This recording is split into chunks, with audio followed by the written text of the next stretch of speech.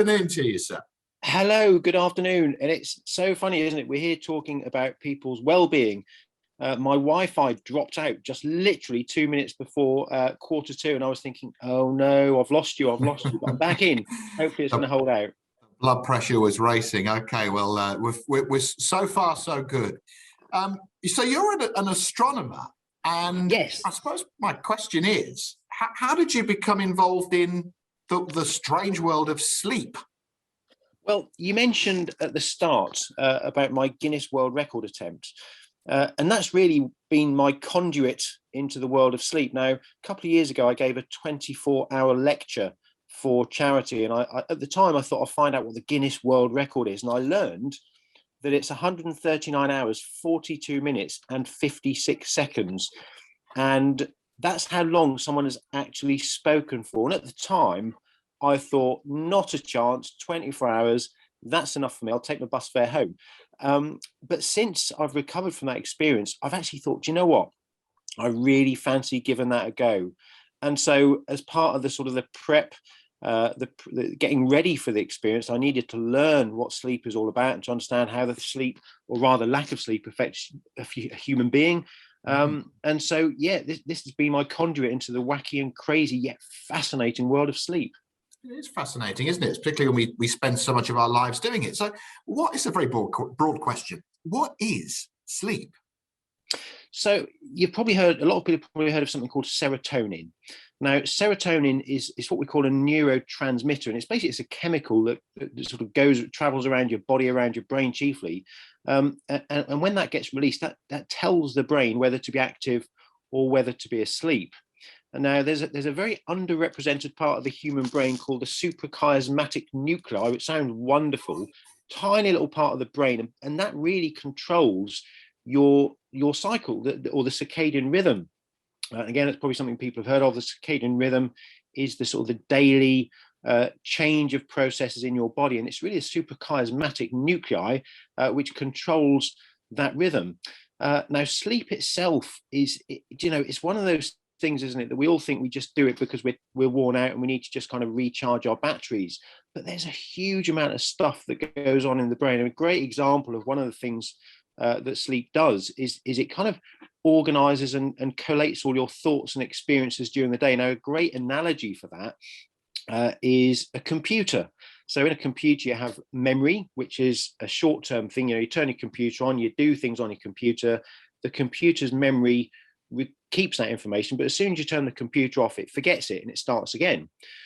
Whereas your hard disk is a permanent storage device. And it's a bit of an abstract analogy, but the brain works in a similar way. And one of the things the brain does when you go to sleep is it gives the brain a chance to process that information. It's almost like it's transferring it from your short-term memory into your long-term storage.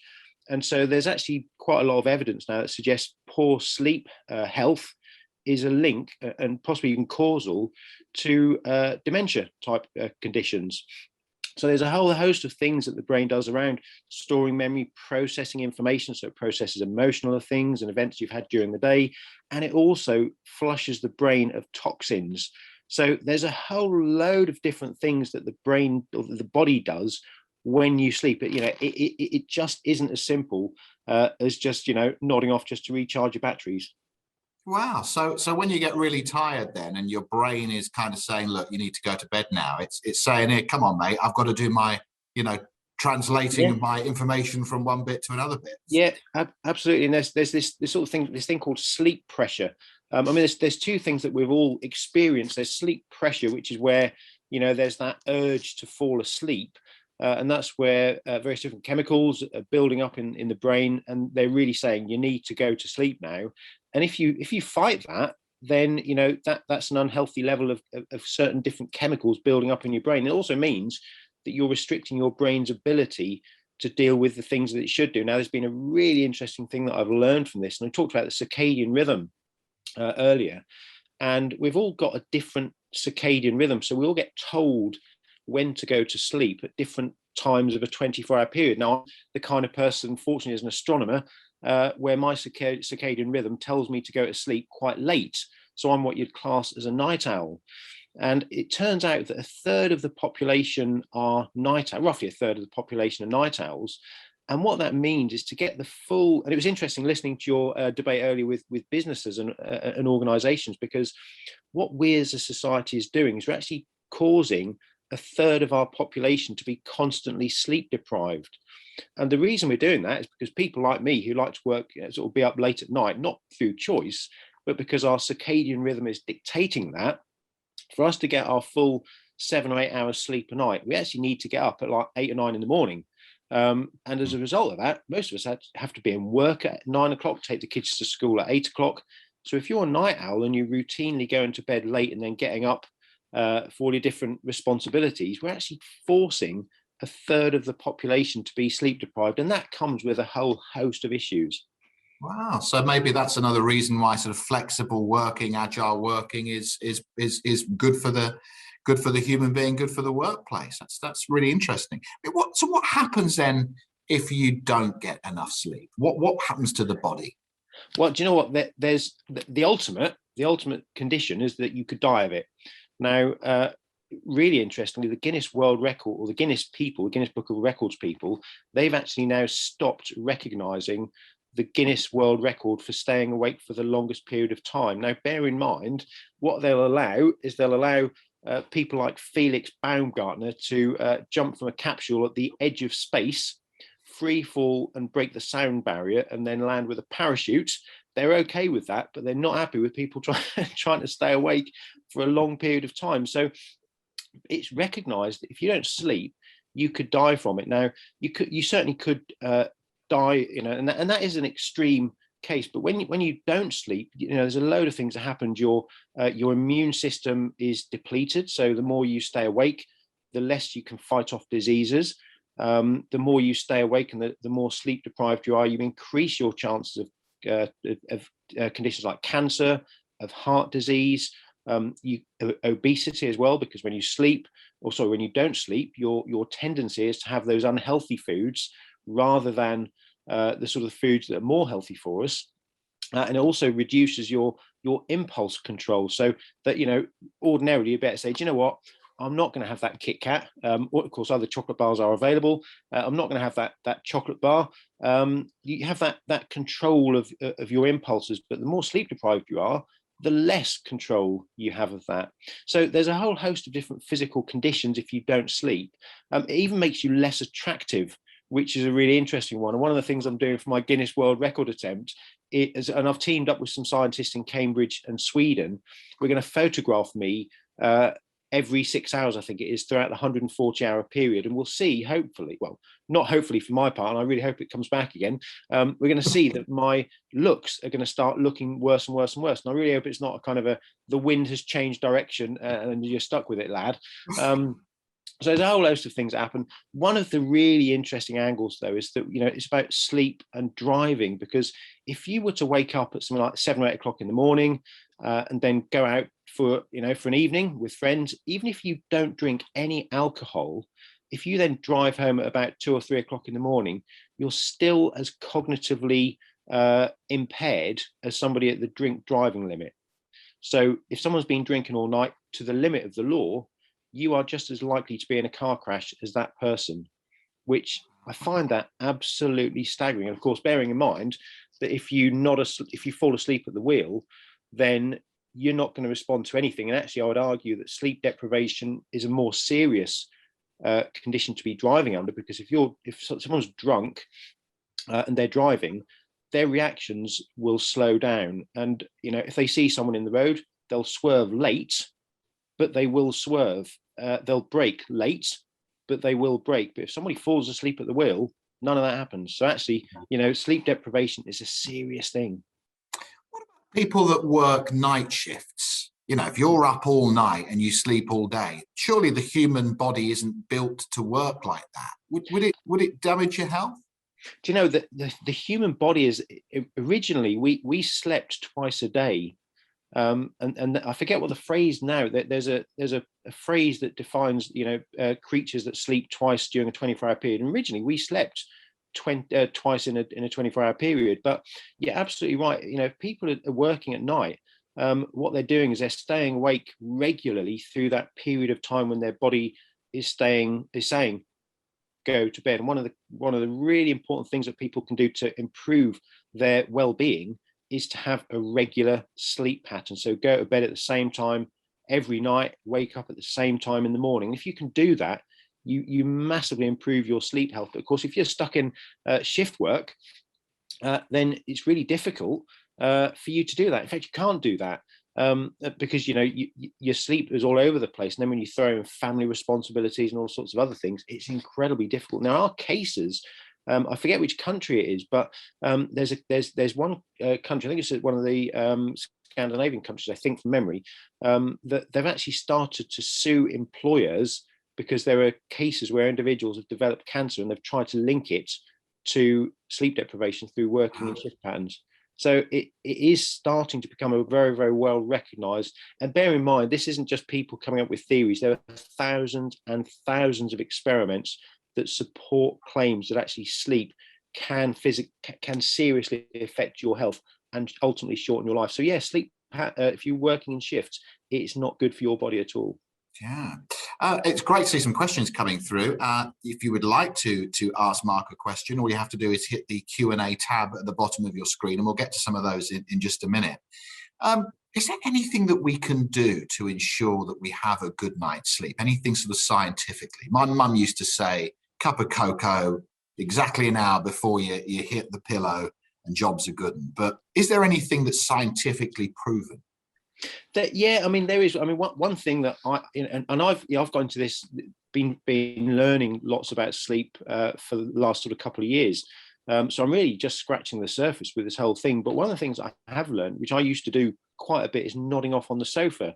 And I'm sure we're all probably guilty of that, especially if you've got kids and you finally get them to bed, you finally sit down. You might have a glass of wine, because we've all done that probably over the last few years or last year or so. And actually, if you're not asleep on the sofa, what that does is that we talked about sleep pressure earlier. And if you nod off on the sofa, that will allow you to reduce the sleep pressure in your brain. And that therefore means if you nod off on the sofa, you grab maybe half an hour's worth of kip. Then you think, oh, crikey, you wake up, maybe the dog wakes you up, whatever. You get into bed and then you can't sleep because you've reduced the sleep pressure. And so nodding off on the sofa is actually a really unhealthy thing to do, because you're disrupting your sleep pattern. So the first thing is, don't nod off on the sofa. If you're tired, go to bed. Also, of course, ditch your devices. And again, I was really bad at using mobile phones and tablets and computers until the small hours. I'd finish working. I mean, it doesn't help being an astronomer understanding about sleep deprivation, because I'm thinking, oh my goodness, it's really not good for my career. But the devices, turn them off. Don't turn them off a good hour before you go to sleep. The night mode, which many devices have got now, which kind of dulls the color or changes the screen to more of a yellow hue, helps certainly. But it's good to turn them off a good hour before bed. Don't have wine, alcohol, coffee in the evenings. Get lots of sunshine during the day as well. If you've got lots of daylight during the day, it all helps. And of course, just keep the lights down low and just try and relax before you go to bed. So there are lots of things you can do, but I think unfortunately, a lot of us are quite addicted to those things, and it is going to be hard to turn off those things. Something that throughout the working from home period of the last year that I felt, and I've heard it being described as coronasomnia, is, well, two things. One, having the worries of the pandemic, and often it's not until you go to bed that your brain starts ticking and you have the chance to think about, your life or your day, and that's when you start to compute stuff. But also working from home, I guess I was probably doing about 10 steps a day, from the bedroom to the desk to the kitchen, back to the desk. So I didn't feel very tired. And has that impacted, on the population, do you think, the way that our sleeping patterns have perhaps changed? It has. You're quite right. With a lot of people have been far less physically active during the event, probably worked longer hours as well.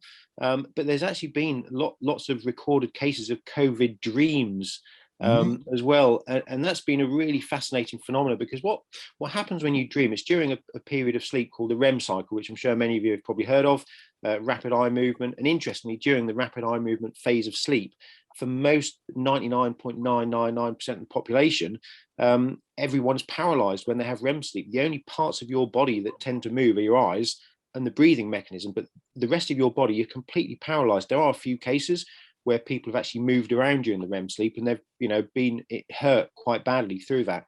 But during REM sleep, that's when you dream. And when you dream, we believe it's about the body, or rather the brain, processing the experiences, the emotions, the activities during the day. Now, if you think about it, nearly every member of society across most of the world has had the same experience. We've all been locked up at home. We've all had that really weird experience of not being able to recognize people because we're wearing masks. So we've all had very, very similar experiences. And because we've all had very similar experiences, our brains are all processing those very similar experiences, the emotions of not being able to see loved ones, not being able to hug people, go and see grandparents. And so we've all been processing those same experiences. And it turns out a lot of us have been having very, very similar dreams. Now, it also turns out that if you do have disturbed sleep patterns, such as not quite as tired as you were, so perhaps you don't sleep quite as well. And if you don't sleep quite as well, you don't tend to actually have REM sleep as much. The longer you sleep, more you tend to have more and more REM sleep. So if you're not sleeping as much, some people haven't even been dreaming as much. So it's had, really massive impact on us all. Yeah, it's fascinating. Why do you think it is that some people can get away with a much less night's sleep than others? So people will, I'm sure, be familiar with someone like Margaret Thatcher, who got like 4 hours sleep every night. And you'd think that someone who was running the country would be sleep deprived and not be able to do that job. But it does seem that some people can kind of get away with it. Is there anything that we can do to train our brains to sleep less? We can, but we shouldn't. Now, there's again lots of evidence that says that there's only a tiny percentage of the population, and we're talking a tiny percentage of the population, that can genuinely get away on less sleep. Now, those people who think they can get away with less sleep, they actually can't. It's just, you use Margaret Thatcher as an example, and she's, I don't know about her medical history, but the chances of her actually being one of those people is incredibly, probably there's a greater chance of being struck by lightning. So what we can do is if you sleep really short periods of time for long enough, your body gets used to it. However, your cognitive abilities are still impaired. So again, backed up by lots of studies. So even though there are people out there, and I know many people say, I don't need 7 hours sleep, I can get away with 4, I can get away with 5 hours sleep. Well, you might feel okay, but actually you're not operating as well as you could do, and you're still cognitively impaired. And also, you're still going to be subjecting your body to a lower immune system, to an increased chance of cancer, of diabetes, of dementia, all those things we talked about earlier. So actually, I would not recommend anyone try and train themselves to get by on less sleep. And actually, if anyone is getting by on less sleep, what they really need to do, and I should add in here, I'm not a medic, but from what I've learned, one of the really important things people can do if they do just can't, or if they can't sleep for more than sort of 4 or 5 hours, is to just start giving yourself regular sleep patterns, and try and regulate it yourself. But also, of course, I think it's really important people don't just try and turn to things like sleeping tablets, because there's actually a lot more techniques that proper sleep doctors can do to help people if they've got sleeping disorders, and medication isn't always the best way of doing that. Okay. Some questions coming through. Here's an interesting one. If people get 12 hours sleep, how do you think it will impact on their eating habits, on their general mood, on the way that they work? And just sort of add to that, I don't know about you, but whenever I get like lots of sleep, if I get a really long lie in on like a Sunday morning, I feel terrible for the rest of the day. It's like, can you sleep too much? There's no medical reason why you shouldn't, that I know of anyway. There's no reason why you shouldn't sleep lots and lots and lots. And ultimately, if your body thinks you need the sleep, then you'll need the sleep. But there is something else called sleep inertia. And sleep inertia varies from person to person. It varies depending on how much sleep you've had. And this is one of my concerns for my world record attempt, because I will get 3 90-minute slots of sleep throughout the whole attempt. But sleep inertia is that grogginess. It's that feeling of, I just can't get going. And that can last quite some time. And the more sleep you have, sometimes that can actually increase the effect of that sleep inertia. So I don't believe there's a medical issue with people having too much sleep, but it can give you a pretty crummy day afterwards. Another one here that says I sleep at night at regular times. I get 6 hours maximum. I feel great. Is 6 hours enough? And then it goes on to say, I also drink black coffee all day and before going to bed, which seems to help me go to sleep. So interesting. I'm not sure if that's good for you. I don't know about that. Do you know, caffeine is a funny thing. What it does, we talked about sleep pressure, and caffeine is a bit like a dam. So, you know, if you imagine caffeine is there and it's holding back all those chemicals that are trying to tell you to go to sleep. And of course, as soon as that caffeine works its way out of your body, all of those chemicals flood into your brain and you feel, and that's why you have people talk about the crash after drinking caffeine. So drinking coffee, drinking coffee late at night, having caffeine, it might be decaffeinated, I don't know. Decaffeinated is not so bad as caffeinated coffee, of course. But yeah, I mean, people should get 7 or 8 hours sleep a night. And, you know, and I've had periods of time where, for whatever reason, I've not, mostly for work as an astronomer, that I've not got as much sleep as I should have done. And if you routinely have less than sort of 7 or 8 hours a night, then it can mount up and you might feel okay, but it really is well advised to try and increase your sleep a little bit and try and get a little bit more sleep, just because it can accumulate over many, many years. Isn't it another really good question? What are your thoughts on workplaces allowing power naps at work? Yeah, I think actually there's again a lot of evidence that suggests power naps are good things. And there's also, you know, there's lots of studies that have looked into people's cognitive abilities. Like, you know, I keep talking about this thing, cognitive abilities, because that's one of the things that really does take a hit if you're sleep deprived. Your ability to, you know, think and work things out, and certainly if you're getting into that sort of mid-afternoon, which a lot of people do, think, oh, you know, start to feel a bit sleepy after lunch. People have a quick sort of 45 minutes nap. That can be a good thing because it can make them more efficient and more focused afterwards. Well, let's get on to this world record attempt now, because this is quite something, and I'm hopefully going to get these times right. What did you say? 139 hours, 42 minutes, and 56 seconds. It's the 56 seconds bit that gets me. I mean, what happened if you got to like 54 seconds or whatever and didn't break it? I would be properly hacked off if I did. So that's getting on for about 6 days. Yeah. And nights, obviously. First of all, then, why? Well, I think interesting. I'd learned less about sleep deprivation before this. Having learned what I've learned, now it's all booked in. I'm thinking, you know, it's one of those things where I'm doing it to raise money for charity. First of all, you know, that's one of the key drivers. So I'm an ambassador for Barnardo's, you know, amazing charity. And charities have really suffered over the pandemic because people haven't been able to get out and raise money as they would have done before the lockdown period. So, you know, charities are really suffering. And so I'm really pleased to be able to do something to try and raise loads and loads of money for Barnardo's. So that's the main driving force. But also, you know, I want to use it as a bit of a vehicle to show people and to educate people about the importance of sleep. And, you know, I don't know how it's going to affect me. We're going to have loads of medical people monitoring me.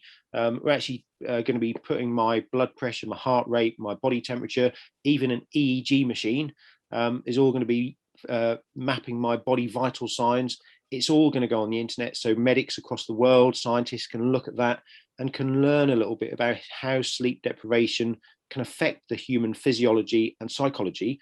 We're going to create loads of schools packages as well to try and educate kids on the importance of sleep. So there's a lot of reasons that, you know, the more and more I've sort of worked towards this, I'm seeing opportunities to really give people a great understanding of what's important about sleep. So it's kind of a raising money for Barnardo's, but also trying to highlight the importance of a good night's sleep. I think that's really what's driving me to do it. And from what you know so far, what do you think will happen? I mean, like when you run a marathon, there's like a kind of a wall that if you can break through, then you can get to the end. Have you got any thoughts as to when, you know, parts of your body are going to start sort of falling off? Well, hopefully nothing will fall off. That's not something. I think I'm probably going to be psychologically challenged more than physically challenged, I think. And certainly the conversations I've been talking with my medical team, that it's not likely to be physical issues and challenges, but I think sort of 2 or 3 days in is when I'm going to start to experience psychological challenges, and it can be anything from my mind wandering off and losing focus to can't find the words that I'm trying to look for, forgetting what I'm talking about, even to the extreme of hallucinations, and I could start to experience hallucinations towards the end of it. But what we've come up with a lot of benchmarks of sort of markers that my support team are going to be looking out for, and ultimately the decision as to whether I stop the attempt because of my own safety is not mine. It's going to be my support team who will say, Mark, you need to stop now because we're starting to see the signs that this is actually looking like it might start to affect you soon. So we're going to have to stop you now. And that's the right thing to do because, I don't want to, I don't want to cause myself any problems. And I don't want to, I don't want it to go wrong.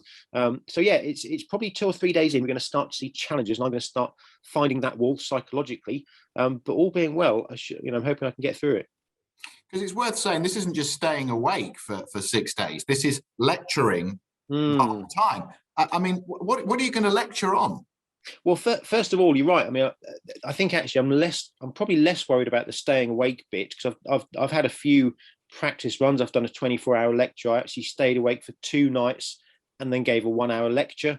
So these are all things that I've done to see if I've got the ability to stay awake and talk sensibly through being sleep deprived. But what I'm going to talk on, or rather, sorry, the other challenge, of course, is talking. And I'm probably more worried about my voice holding out for 6 days of talking. I've got a great vocal coach who I'm working with to try and get my voice into the right place. But my passion is space. And so I'm going to be providing my ultimate guide to the universe. And normally when I give lectures, they last for maybe an hour here, an hour there. And it's really difficult to know which bits to put in and which bits to leave out. But it feels a real luxury that, do you know what, I can actually talk about everything. So I'm going to be talking about the search for alien life, all the planets in the solar system, exoplanets, the evolution of stars, space exploration, you name it, I'm going to try and cover it. What are you going to be eating and drinking? Lots of black coffee? No black coffee. Well, do you know, might have 1 or 2 throughout the event. At the moment, we're working through the nutrition plan, and there are loads of different foods that you can have that help you maintain a slow release of energy. None of the energy drinks are going to be used. That is a really bad idea because, again, like caffeine, they tend to store up the sleep pressure, and actually that's a really bad thing to do. So it's going to be lots of healthy things: cheese, bananas, nuts, carrots. Are all things that are going to be on my snack list, and I'm just waiting to see the sort of the dietary list from my nutritionist to understand what kind of lovely meals they're going to have planned for me. Oh, this is great. Now, if people want to help you raise money for Barnardo's, or they want to find out more information about this, where can they head to, Mark? Well, I've got a website, markthompsonastronomy.com. If you head over to that, there's quite a few pages now about my Guinness World Record attempt. You'll see it right on the front page. If you go there, there's bits about the science. There's bits about the fundraising for Barnardo's. So there's all the information on there. It will all be streamed live as well, and that's the important thing. Whilst part of the rules of the record, I must have one audience member at all times in the lecture theatre, which is going to be at the University of East Anglia.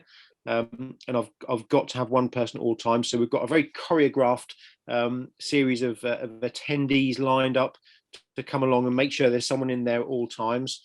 It's going to be streamed live. And yeah, all the details will be on the website. And will you have windows so you can see if it's day or night, or will that put you off? You know, we're talking about that at the moment. I can't decide whether I want to know or not. I mean, I have a watch anyway. But there's no windows in the lecture theatre, so all going to be artificial lights. And I'm wondering whether to get one of those daylight, light panels, because like we said before, daylight is actually a really important thing for human beings. And if I'm locked away for sort of 6 days in this dark room with low lights, I'm going to come out pale and pasty. I'll be pale and pasty probably anyway, but it might reduce it a little bit. And when's it happening? So if all goes to plan and COVID doesn't stop things, Then I'll be starting at noon on the 11th of September. That's on a Saturday. And I can actually take 2-minute breaks according to the schedule. I've got a 2-minute break. Sleep deprived, probably. I'll have a 5-minute break every 2 hours. And then after roughly every 2 days, I'll get a 90-minute sleep. So I start at noon on the 11th of September. And if all goes to plan, I will finish the following Friday at about 8 o'clock in the morning. So it could be, if you want to tune in for a laugh, I would tune in to the last few days. They're going to be the ones when I'm probably going to have no idea what I'm talking about, and it could be really interesting. Yeah, well, sweet dreams. I'm sure we'll follow that. It's been fascinating to talk to you this afternoon, and all the very best for the 11th of September. 139 hours, 42 minutes, and 56 seconds. Dig deep and raise some money for Bernardo's guys, and you can go to markthompsonastronomy.com to find out more information. Mark, it's been a pleasure to talk to you. All the best of luck with your training. Thank you very much. I've thoroughly enjoyed it.